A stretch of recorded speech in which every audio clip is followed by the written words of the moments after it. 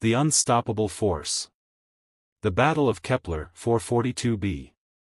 The red dust of Kepler 442b swirled around Dr. Marcus Webb's boots as he knelt beside the wounded Centaurian soldier. Energy bolts screamed overhead, leaving glowing trails in the alien planet's purple sky. Most sane beings would have taken cover by now, but Dr. Webb had stopped considering himself sane about 3 wars ago. "Hold still, soldier," Webb muttered, his steady hands working despite the chaos around him. The Centaurian's blue blood seeped through the emergency bandages, but Webb had seen worse. Much worse. The Vorthack confusion. High above the battlefield, General Harrison Pike watched through his command ship's viewscreen with growing concern. The Vorthack Empire forces had them surrounded, their massive war cruisers casting shadows across the battlefield. Yet something was wrong with the enemy's attack pattern. "Sir, the Vorthack forces have stopped their advance," reported Captain Luna Rodriguez, her voice tight with confusion. They're just watching." Pike frowned. In his 40 years of military service, he'd never seen the Vorthack hesitate. They were known throughout the galaxy for their brutal efficiency, their willingness to sacrifice anything for victory. But now, their purple-skinned warriors stood frozen at the edge of the medical zone, weapons lowered. The medic's oath. Dr. Webb finished sealing the Centaurian's wound and moved to the next patient, a young human marine who couldn't have been older than 20. The boy's leg was badly damaged, twisted at an angle that made even Webb's experienced stomach turn. "Doc, you need to get out of here," the marine gasped between waves of pain. "The Vorthack are regrouping. They're going to hit this position hard." Webb didn't look up from his work. "Son, I've been patching up soldiers since before you were born. I've worked through plasma storms, asteroid bombardments, and once, memorably, while being chased by a very angry space dragon. A few purple-skinned warriors don't scare me." The Marine tried to smile. "Space dragon? Long story. Hold this pressure pad." Webb handed the soldier a medical device. "You're going to be fine. The transport arrives in 20 minutes. The alien perspective. Admiral Korath Vex of the Vorthack Empire watched the human medic through his tactical display, his 4 eyes narrowing in confusion. In all his cycles of warfare, he had never encountered anything like this. The human was completely exposed, surrounded by enemies, and yet he continued his work with the calm efficiency of someone organizing files in a peaceful office. "Commander ZYLL," Vex addressed his subordinate, "explain to me why your forces have not eliminated the human medical facility." Commander ZYLL's purple skin deepened to a darker shade, a sign of extreme discomfort among his species. "Sir, we attempted to engage, but the human medic, he doesn't follow standard combat protocols. He runs toward our weapons fire, not away from it." "That's impossible." "Sir, he's currently treating one of our wounded scouts. Private Keth 7 was injured in the initial assault. The human found him and began medical treatment despite active combat in the area." Vex felt his secondary heart skip a beat. "He's treating our wounded? The impossible human."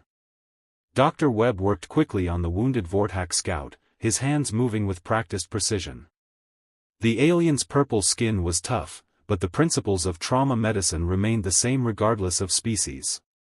"Stop the bleeding, stabilize the patient, transport to proper medical facilities." "Easy there, soldier," Webb murmured as the alien's large eyes focused on him with obvious confusion. "I know we're technically enemies, but that doesn't mean I'm going to let you bleed out in the dirt." The Vorthack scout attempted to speak, but Webb gently pressed a finger to his lips. "Save your strength. Your people will probably want to debrief you later about the crazy human who patched you up." Around them, the battle had essentially stopped. Both sides watched in fascination as the human medic moved between wounded soldiers of multiple species, treating each with the same dedicated care. Vorthack warriors found themselves lowering their weapons, unable to process what they were witnessing. The spreading legend.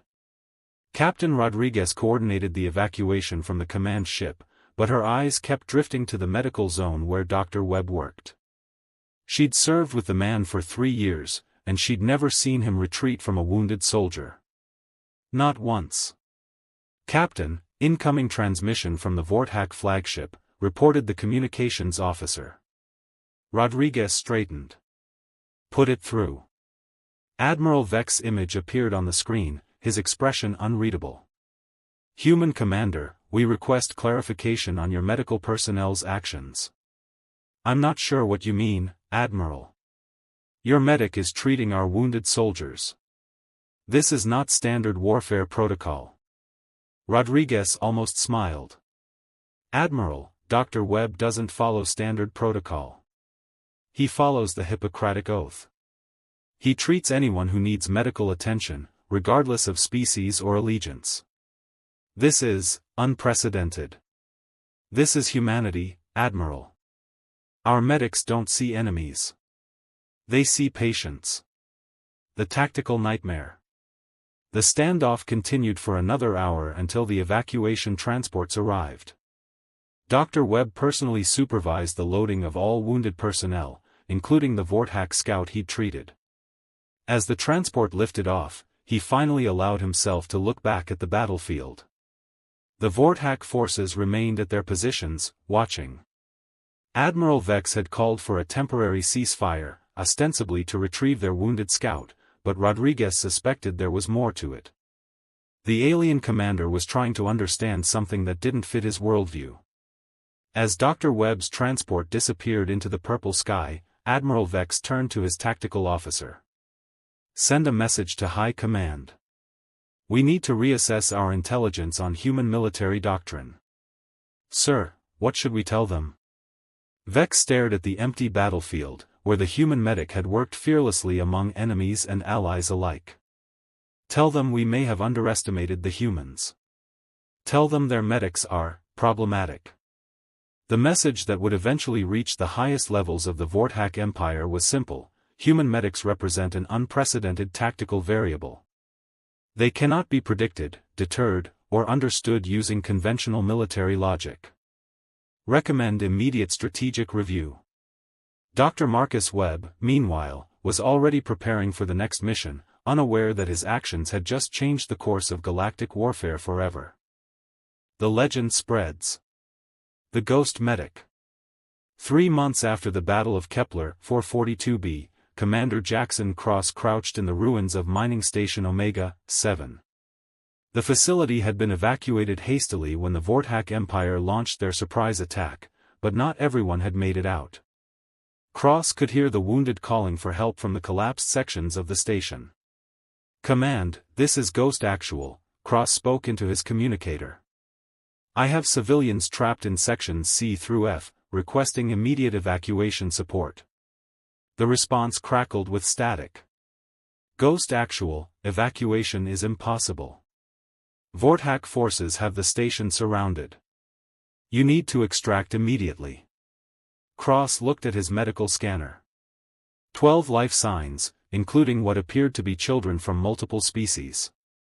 He'd earned the nickname Ghost Medic for his ability to appear wherever wounded soldiers needed him most, often behind enemy lines. Today would be no different. The impossible decision. "Negative, Command. I have wounded civilians, including younglings. I'm not leaving without them." Admiral Korath Vex monitored the human communications from his flagship. Since the incident with Dr. Webb, the Vorthack High Command had ordered intensive study of human medical personnel. What they discovered defied all logical military doctrine. "Admiral," reported his intelligence officer, "the human medic is moving deeper into the station. Our forces have it completely surrounded." Vex studied the tactical display. "Does he not understand that he's trapped?" "Sir, based on our previous encounters, human medics appear to have a different definition of trapped than other species." The collapsing bunker. Commander Cross made his way through the twisted metal corridors, his medical kit secured tightly to his back. The station's artificial gravity flickered intermittently, making movement treacherous. Behind him, Vorthack energy weapons lit up the main entrance, but Cross had found a maintenance shaft that led to the civilian shelters. The first person he found was a young Altarian girl, no more than 8 years old by human standards. Her blue skin was pale with shock, and her large eyes filled with tears when she saw him. "It's okay, sweetheart," Cross said gently, kneeling beside her. "I'm here to help." "What's your name?" "Lyra," she whispered in accented standard. "My parents, they're hurt." Cross followed her to a collapsed section where 2 adult Altarians were trapped under debris. The male had severe internal injuries, while the female had lost consciousness. Cross immediately began triage procedures. The Vorthak dilemma. "Sir, the human has reached the civilian shelter," reported the tactical officer. He's performing surgery." Admiral Vex felt his frustration mounting. "In a combat zone? While under siege?" "Yes, sir. Our forward observers report he's treating multiple species simultaneously. There are humans, Altarians, even 2 Zephyrians who were working as mining engineers." Vex had studied the reports from Kepler 442b extensively. The human medic there had treated wounded soldiers from both sides, showing no preference for his own species. But this was different. This was a human risking his life for alien civilians who had no strategic value whatsoever. "Commander ZYLL, what is your assessment?"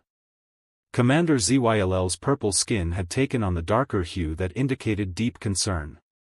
"Sir, I believe the humans may be more dangerous than we initially calculated." "Dangerous?" "It's one medic treating wounded civilians." "Exactly, sir. That's what makes it dangerous." The rescue operation. Cross worked steadily through the night, treating 12 different patients from 6 different species. The station's life support systems were failing, but he'd managed to stabilize everyone for transport. The problem was getting them out. "Ghost Actual, this is Rescue 1, came a voice over his communicator. "We're in position, but we can't penetrate the Vorthak perimeter." Cross looked at his patients. The Altarian girl, Lyra, was now helping him tend to the others, her small hand surprisingly steady as she held medical instruments. The 2 Zephyrian engineers had regained consciousness and were using their technical skills to keep the shelter's power systems running. "Rescue 1, I need you to broadcast a message on all frequencies. Tell the Vorthak forces that we have wounded civilians who need immediate medical evacuation." "Sir, they're not going to." "Just do it." The unexpected response. Admiral Vex received the human transmission with growing confusion. The medic was actually asking for safe passage through Vorthak lines to evacuate civilians. Not demanding, not threatening, but asking. As if the Vorthak Empire was a reasonable entity that would naturally want to help wounded civilians. "Admiral," his communications officer reported, "the human medic is requesting safe passage for medical evacuation. He's offering to treat any wounded Vorthak personnel in exchange." Vex stared at the communication display. In 300 cycles of military service, no enemy had ever made such an offer. The human was surrounded, outnumbered, and completely at their mercy, yet he was offering to help their wounded. "Sir, what are your orders?" Vex found himself in uncharted territory. Military doctrine provided no guidance for dealing with enemies who treated your wounded soldiers. "Grant safe passage for the medical evacuation." "Sir." "You heard me. All units, stand down and allow the human medical evacuation to proceed." The legend grows. 2 hours later, Cross supervised the loading of all 12 civilians onto the rescue transport. As promised, he'd also treated 3 wounded Vorthak soldiers who had been injured in the station's initial bombardment. The alien warriors watched in silence as the human medic worked on their comrades with the same care he'd shown the civilians. "Commander Cross," Admiral Vex's voice came through the communication system. "Why do you do this?" Cross paused in his work, looking up at the nearest Vorthak soldier. "Because they're hurt, and I'm a medic. It's really that simple." You risk your life for beings who are not your own species. I risk my life for beings who are in pain. Species doesn't matter when someone's bleeding. As the transport lifted off, Admiral Vex watched from his command deck. The human medic had successfully evacuated 12 civilians and treated 3 enemy soldiers, all while surrounded by hostile forces. The tactical implications were staggering. The growing fear. Send another message to High Command, Vex ordered. Update our assessment of human medical personnel. What should we tell them, sir? Vex thought about the human medic who had calmly performed surgery while under siege, who had treated enemy soldiers as if they were his own people, who had risked everything for civilians he'd never met before. Tell them the humans have weaponized compassion. Tell them their medics don't follow any military logic we understand. And tell them. Vex paused, watching the transport disappear into the stars. Tell them we may need to reconsider our entire approach to this war. The message that reached Vorthak High Command was marked with the highest priority. Human medics represent an unprecedented tactical threat. They cannot be deterred by conventional means and appear to operate outside normal military parameters. Recommend immediate strategic review of all human medical personnel.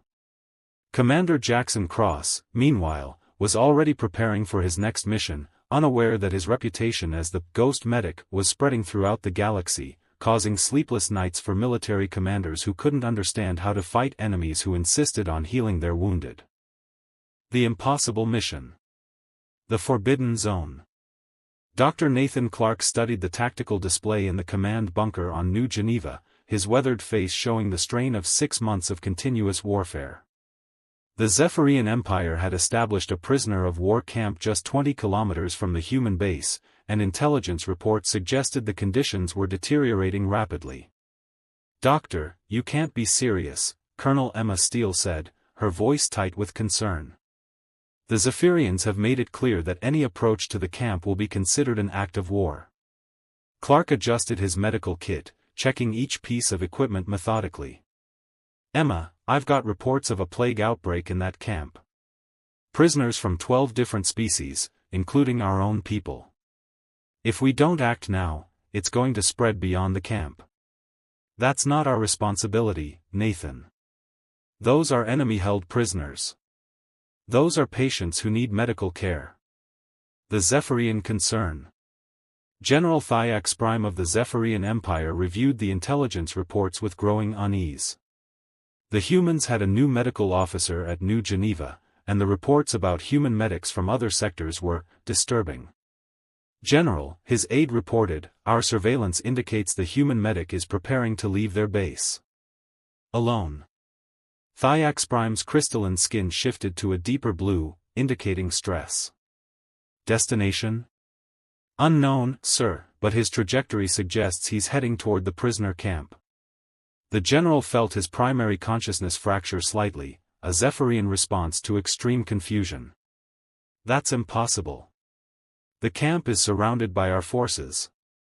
It would be suicide." "Sir, with respect, that's what we said about the human medics on Kepler 442b and Omega 7. The quarantine zone." Dr. Clark approached the Zephyrian perimeter at dawn, his hands raised to show he carried only medical supplies. The alien guards were tall, crystalline beings whose bodies reflected light in complex patterns. Under normal circumstances, they were beautiful. Today, they looked terrified. "I am Dr. Nathan Clark, Chief Medical Officer of the Terran Defense Corps," he announced in Standard. "I'm here to provide medical assistance for the plague outbreak in your prisoner facility." The lead guard's crystalline form shifted through several color spectrums before settling on a nervous yellow. "Human medic, you are not authorized to approach this facility. Return to your base immediately." "I can't do that," Clark said simply. "People are dying in there. I took an oath to help them." "This is not your concern, human." Clark set down his medical kit and opened it, revealing advanced medical equipment. "Disease doesn't recognize military boundaries. If this plague spreads, it will affect everyone on this planet, including your people. The impossible request. General Thiax Prime received the communication from his perimeter guards with a mixture of disbelief and growing panic. The human medic was requesting permission to enter the prisoner camp to treat the sick. Not demanding, not threatening, but asking politely as if it were the most natural thing in the galaxy. "General," his medical officer reported, "our own healers have been unable to stop the plague spread. We've lost 17 prisoners in the last 2 days, and 3 of our guards are showing symptoms." Thiax Prime's crystalline form cycled through several colors as he processed this information. The prisoners were supposed to be bargaining chips, valuable assets for negotiations. Dead prisoners were worthless. But allowing a human medic into the camp violated every security protocol. "Sir, what are your orders?" "Allow the human medic to enter the camp. Under heavy guard. The plague ward." Dr. Clark followed the nervous Zephyrian guards through the camp's entrance, his medical scanner already picking up concerning readings. The facility was overcrowded, with poor sanitation and limited medical supplies. It was a perfect breeding ground for disease. The first prisoner he encountered was a human Marine, Sergeant Williams, who was in the advanced stages of the plague. His skin was pale, his breathing labored, and his fever was dangerously high. "Sergeant, I'm Dr. Clark. I'm here to help." Williams opened his eyes with difficulty. "Doc? How did you get in here?" "I asked nicely," Clark said, already beginning his examination. "How are you feeling?" "Like I got hit by a transport shuttle." "Doc, there are others worse off than me. The Altarian kids in Section C, they're in bad shape." Clark nodded, making notes on his medical scanner. "I'll get to everyone. Can you tell me how this started?" "The spreading treatment." Over the next 6 hours, Dr. Clark worked through the camp methodically, treating prisoners from multiple species. The Zephyrian guards watched in fascination as the human medic showed no preference for his own species, treating alien prisoners with the same care he gave to human soldiers. "Doctor," one of the guards approached cautiously, "our medical officer is also showing symptoms of the plague. Would you?" Clark looked up from treating a young Altarian who reminded him of his own daughter. "Bring him here. Disease doesn't care about military uniforms." The Zephyrian medical officer was an elderly crystal being whose normally bright surface had dulled to a sickly gray. Clark examined him carefully, noting the unique physiology that made treatment challenging. "I've never treated a Zephyrian before," Clark admitted, "but the principles should be similar. I'm going to need to synthesize a treatment based on your species-specific biology." The breakthrough. "General," the camp commander reported, "the human medic has identified the source of the plague. It's a contaminated water supply that's been affecting all species in the facility." Thiax Prime's form shifted to a surprised orange. "He's solved the outbreak?" "Sir, he's done more than that. He's created species-specific treatments for everyone in the camp. Our medical officer says the human's understanding of xenobiology is unprecedented." The general felt his consciousness fragment again as he tried to process this information. The human had entered an enemy prison camp, treated prisoners from multiple species, and even saved their own medical officer. It defied every military principle he'd ever learned. The impossible solution. By evening, Dr. Clark had successfully treated over 200 prisoners and camp staff. The plague was contained, and he'd provided detailed instructions for preventing future outbreaks. As he prepared to leave, the camp commander approached him. "Human medic, why did you risk your life to help our prisoners?" Clark packed his medical kit carefully. "Because they were sick and needed help. That's what doctors do." "Even enemy prisoners?" "I don't see enemies. I see patients." The Zephyrian commander's crystalline form cycled through several colors before settling on a deep, thoughtful purple. "You have saved lives today, including some of our own people. This will be remembered." The Galactic Shift. As Dr. Clark returned to New Geneva, General Thiax Prime composed a message to the Zephyrian High Command. The words felt strange as he transmitted them, concepts that didn't fit their military doctrine. High Command, we have encountered an unprecedented situation. A human medic has successfully treated a plague outbreak in our prisoner facility. He provided medical care to our own personnel and enemy prisoners alike, showing no preference for species or allegiance. Recommend immediate review of intelligence regarding human medical personnel. The response came back within hours. Confirm, human medics are to be considered non-combatants under all circumstances. Any military unit that encounters human medical personnel is to provide safe passage and assistance if requested. Colonel Steele greeted Dr. Clark at the base entrance. "Nathan, how did it go?" Clark looked tired but satisfied. "We saved a lot of lives today, Emma. And I think we might have changed a few minds about what humanity represents. The Zephyrians are calling for a ceasefire. They want to establish formal medical exchange protocols." Clark nodded. "Good. Disease doesn't care about politics. The sooner we all realize that, the better." As news of Dr. Clark's mission spread throughout the galaxy, military commanders of every species began to understand that human medics represented something they'd never encountered before, warriors who fought death itself, treating every living being as worth saving, regardless of the political consequences. The breaking point. The neutral zone. Commander Felix Grant stood in the ruins of what had once been Harmony Station, a peaceful trading post in the neutral zone between three different galactic territories. The station had been caught in crossfire between the Vorthak Empire, the Zephyrian Coalition, and the Terran Defense Corps. Now it was a twisted mass of metal and broken dreams. "Sir, we've got life signs scattered throughout the wreckage," reported Captain Oliver Hayes, his escort team leader. "Mostly civilians, some children." Grant adjusted his medical scanner, the device painting a grim picture of the devastation. "Species identification?" "Mixed population, sir. Humans, Altarians, Zephyrians, Vorthak, and at least 6 other species." The explosion didn't discriminate. Grant looked at the tactical display showing the positions of 3 different military forces, all claiming the neutral zone. "Neither do I, Captain. We're setting up a field hospital right here." The impossible declaration. "Commander, with respect, that's insane," Hayes protested. "We're in the middle of a 3-way combat zone. All sides are shooting at each other." Grant was already unpacking his medical supplies. "Then we'd better work fast. Those children won't survive much longer without proper medical care." "Sir, the other forces won't recognize our medical neutrality. To the Vorthak, we're enemies. To the Zephyrians, we're invaders. There's no safe zone here. Oliver, I've been a combat medic for 15 years. I've learned that there's always a safe zone. You just have to create it yourself."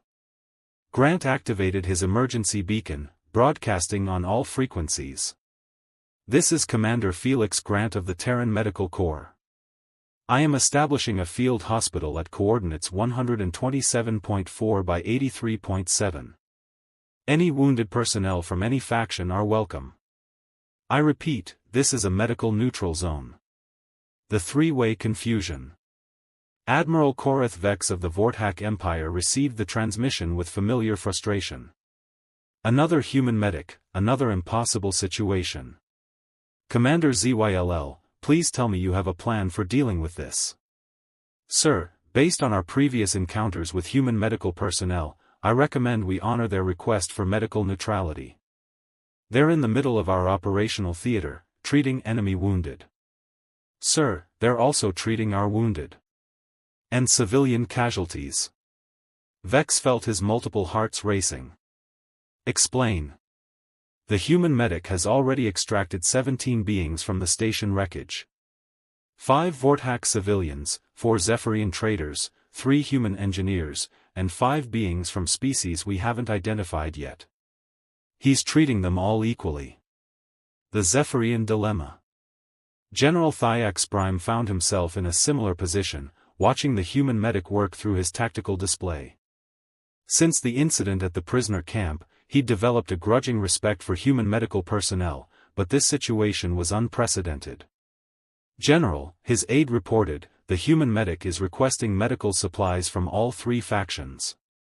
He's asking each side to contribute to treating wounded civilians." Thiax Prime's crystalline form shifted through several colors rapidly. "He's asking us to supply medical aid to treat our enemies wounded?" "Sir, he's asking us to supply medical aid to treat wounded civilians. Some of whom are our own people. This is unprecedented." The field hospital. Commander Grant worked steadily through the day, his field hospital growing as more survivors were pulled from the wreckage. Captain Hayes and his team had initially been assigned to provide security, but they'd quickly been reassigned to help with patient care. "Commander," Hayes called out, "we've got incoming wounded from all three sides." A Vorthack patrol found some survivors in Section 7, a Zephyrian rescue team pulled people out of the commercial district, and our own people found a group of kids in the school section. Grant looked up from treating a young Eltarian boy whose parents hadn't been found yet. "Set up triage stations. Species doesn't matter, severity of injury does. Sir, you should know that we're about to have wounded soldiers from all three factions in the same medical facility." "Good. Maybe they'll learn something." The unprecedented coalition. What happened next would be studied in military academies for decades.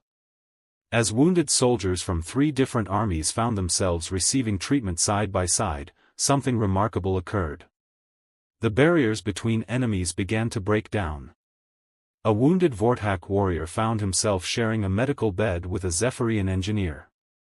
A human marine helped a Vorthack medic translate medical information for civilian patients.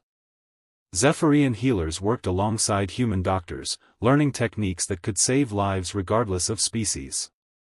Commander Grant, a young Vorthack soldier, approached hesitantly. "My squad leader is badly injured.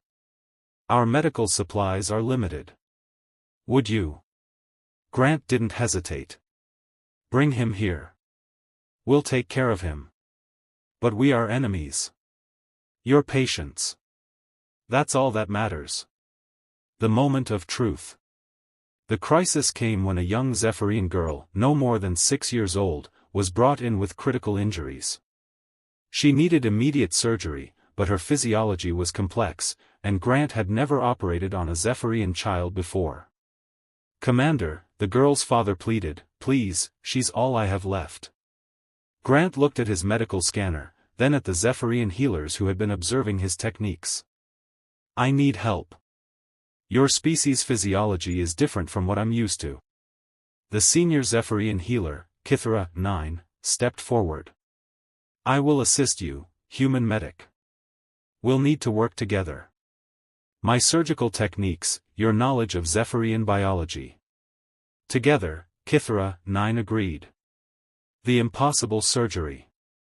The operation took 3 hours, with Grant and Kithra, 9 working in perfect synchronization.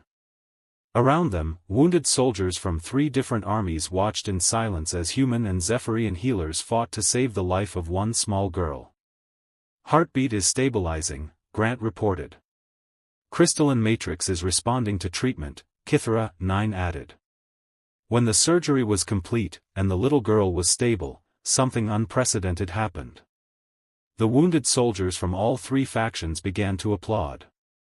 Not for victory in battle, but for the victory of life over death. The Galactic Awakening. Admiral Vex watched the medical compound through his tactical display, his understanding of warfare fundamentally challenged. "Commander ZYLL, what is your assessment of the situation?" "Sir, the human medic has successfully treated over 100 patients from multiple species and factions. His field hospital has become a de facto neutral zone that all sides are honoring." "And our tactical advantage?" "Sir, I believe we may need to reconsider what constitutes a tactical advantage." General Thiax Prime came to a similar conclusion. "The human medic has created something we've never seen before. A zone of peace in the middle of a war zone." "Sir, what are your orders?" "Cease all offensive operations in the neutral zone. The human medic is attempting to save lives. We will not interfere. The new protocol. As the days passed, Commander Grant's field hospital became a symbol of something new in galactic warfare. Military commanders from all three factions began to understand that human medics represented a force that transcended traditional military boundaries. "Commander," Captain Hayes observed, "I think you've started something here. The wounded from all sides are working together, helping each other recover." Grant watched a young Vorthak warrior teaching a human child to play a simple game while they both recovered from their injuries. Sometimes the best way to end a war is to remind everyone what we're fighting for. "What's that, sir?" "The right to live, to heal, to help each other. The right to be more than just enemies." The field hospital at Harmony Station would remain neutral territory for the rest of the war, a place where the wounded from all sides could find healing and hope. And Commander Felix Grant would become known throughout the galaxy as the man who proved that even in the darkest times, compassion could create light.